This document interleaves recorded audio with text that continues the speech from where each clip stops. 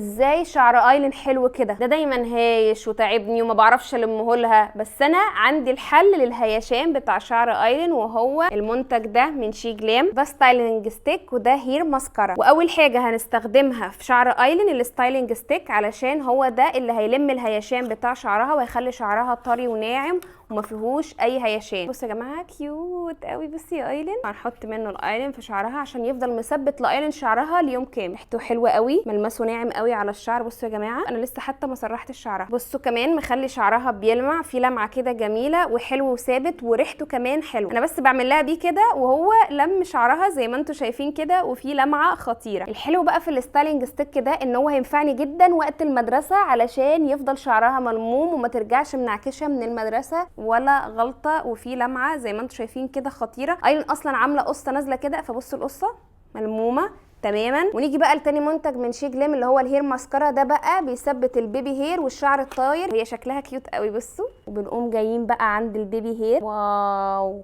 واو بجد حلوه جدا جدا بجد. الشعر الطاير اللي من هنا لمته كله، ومن هنا بنقدر نظبط زوايا البيبي هير بتاعت شعرها. بصوا وريهم يا لولو. بصوا مبسوطة وشعري جميل يا مامي، دول حلوين قوي اخدهم. خديهم يا لولو. ابحثوا عن شي جلام هير في شي ان او شي جلام دوت كوم عشان تجيبوا المنتج ده.